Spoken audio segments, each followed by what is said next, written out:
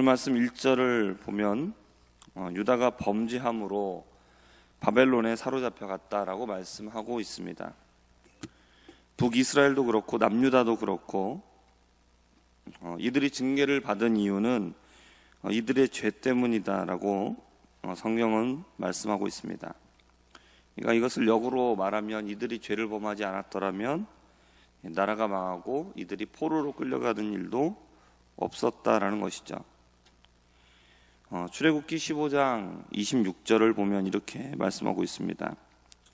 이르시되 너희가 너희 하나님 나 여호와의 말을 들어 순종하고 내가 보기에 의를 행하며 내 계명에 귀를 기울이며 내 모든 규례를 지키면 내가 애굽 사람에게 내린 모든 질병 중 하나도 너희에게 내리지 아니하리니 나는 너희를 치료하는 여호와임이라, 이렇게 말씀을 하고 있습니다.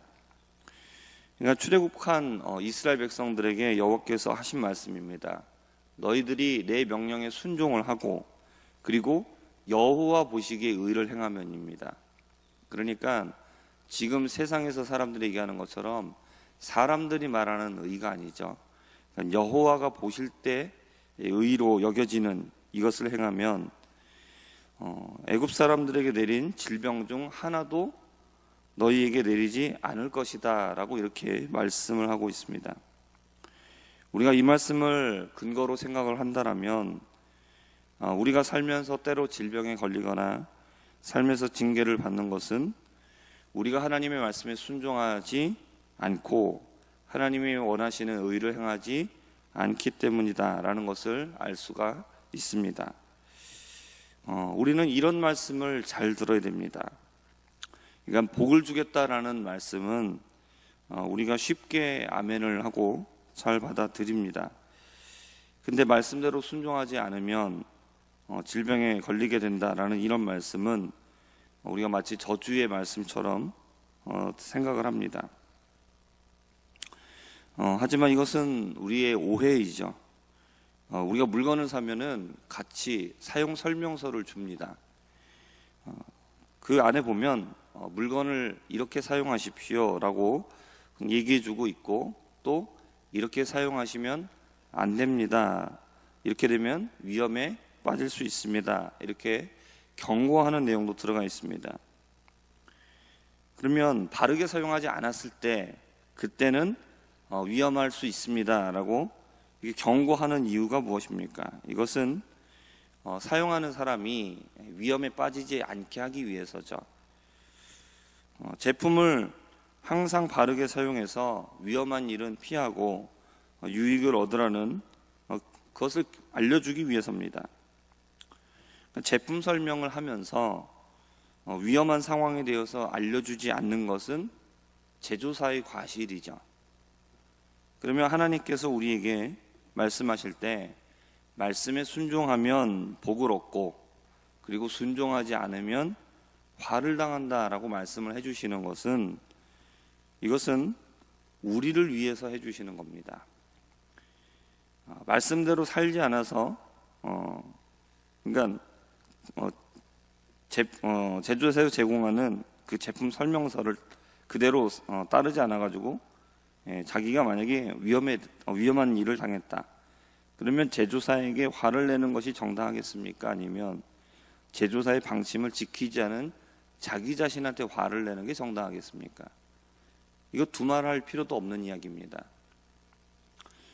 그럼 우리가 하나님의 말씀도 마찬가지 아닙니까? 하나님의 말씀을 지키지 않아서 우리가 벌을 당했습니다. 우리가 어려움을 당했습니다. 그러면 하나님께 화를 내는 게 정당한 겁니까? 아니면 말씀을 지키지 않은 나 자신에게 화를 내는 게 정당한 겁니까? 이것도 물어보나 마나 한 얘기입니다. 그렇기 때문에 우리는 어떻게 되겠습니까? 하나님께서 우리에게 말씀하시는 것은 내가 하는 말을 너희가 잘 지키면 복을 주겠다라는 얘기입니다.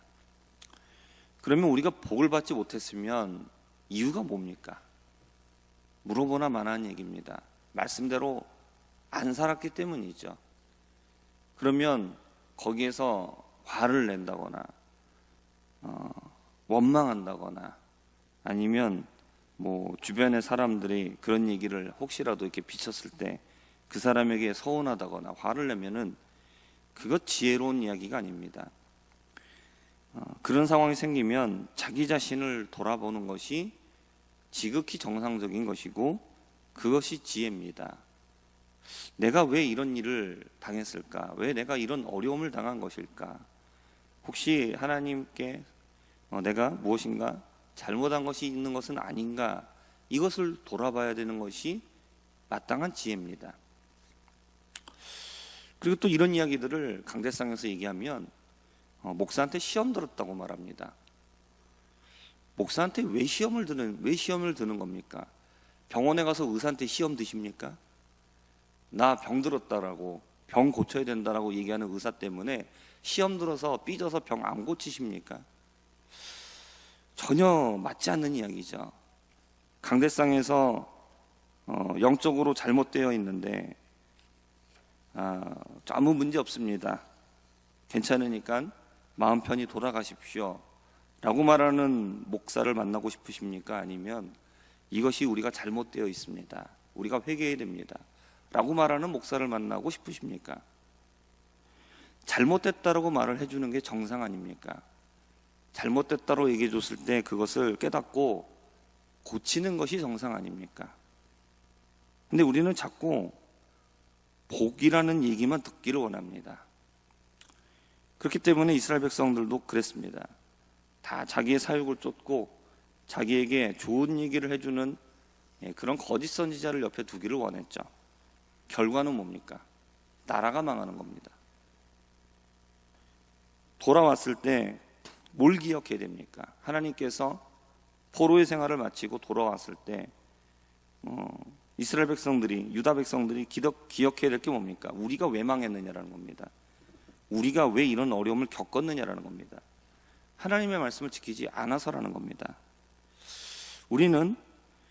우리가 살면서 질병을 얻거나 어려운 일을 당하면 다른 거를 생각하면 안 됩니다. 과학적인 원인은 있겠죠. 하다못해 지금은 기온차가 크니까 문 다 열어놓고 자다가 그러면 감기 걸릴 수도 있겠죠. 그런 작은 것까지도 우리는 생각해 봐야 됩니다. 왜 이런 일들이 내게 일어나는 것인가를 생각해 봐야 됩니다. 단순한 건 아닙니다. 우리는 항상 내 자신을 지켜봐야 됩니다. 내 자신을 돌아봐야 됩니다. 그래서 내게 혹시 잘못이 있지 않는가, 하나님이 나한테 뭔가를 깨닫게 하시려고 뭔가 주시는 사인이 있는 것은 아닌가, 우리는 늘 생각을 해봐야 됩니다. 그것이 지혜이고 그것이 신앙의 바른 모습입니다. 바벨론에 잡혀갔다 돌아온 유대인들 중에 먼저 돌아온 사람들이 있습니다. 2절에 보면 제사장들, 레위인들, 느디님 사람을 얘기합니다.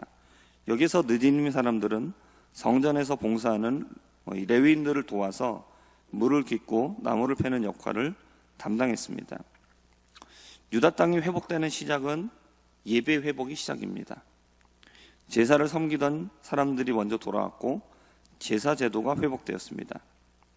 유다가 멸망한 것은 하나님의 품을 떠나고 말씀에 순종하지 않았기 때문입니다.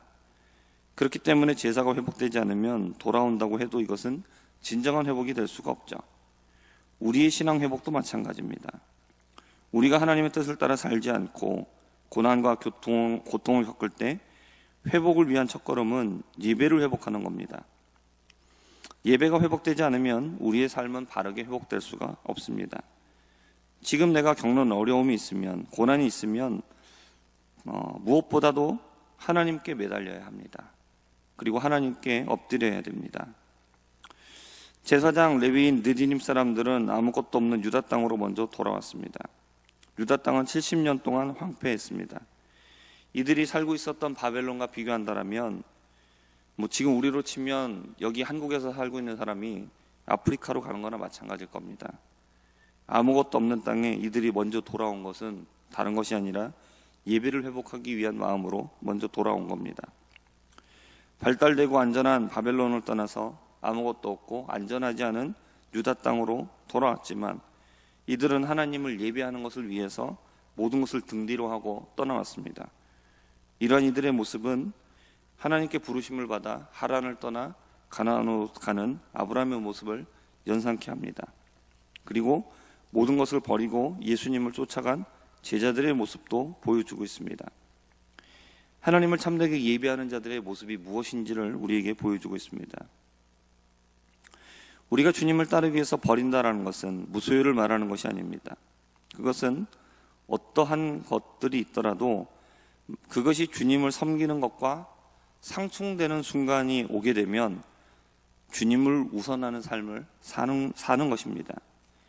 아무리 자식이 사랑스럽고 이뻐도, 아무리 부모가 소중해도 주님을 섬기는 것보다는 우선할 수 없는 것이고, 직장이 정말로 중요하고 필요하지만 그것이 주님을 섬기는 것과 상충될 때는 버릴 수 있어야 된다는 것을 말씀하는 겁니다. 이들은 바벨론에서 마련한 터전을 버리고 유다 땅으로 돌아왔습니다. 오직 예배를 회복하는 일을 맡은 자로서 이것이 복되고 영광되다라는 것을 알았기 때문입니다. 부모와 자식을 버리고 재산과 직장을 버리고 모든 것을 버렸던 주님의 제자들과 같이, 또 오늘 말씀에 나오는 제사장과 레위인과 느디님 사람들과 같이 우리가 이렇게 주님을 위해서 버릴 수 있는 사람들이 되기를 바랍니다. 주님을 위해서 모든 것을 버리는 사람들이 진짜 제자이고 진정한 하나님의 백성입니다. 오늘은 나라를 위해서 희생하신 분들을 기리는 현충일입니다. 우리가 현충일에 그분들을 기리는 이유가 뭡니까? 그분들이 무엇을 했기 때문입니까? 자기 자신을 위해서 살지 않았고 나라를 위해서 자신이 가지고 있는 모든 것들을 희생했기 때문에 기념하는 겁니다. 하나님의 나라에서 누가 기념이 되겠습니까? 누가 하나님의 나라에 들어가겠습니까? 자기를 위해서 살았던 사람이 하나님의 나라에 들어가는 것은 공정한 일이 아닙니다. 그것은 전혀 기억될 만한 일이 아닙니다. 하나님의 나라를 위해서 나의 것을 버리고 온전하게 희생한 사람이 하나님 나라에 들어가는 것이고 하나님 나라에서 기억되는 자가 될 것입니다.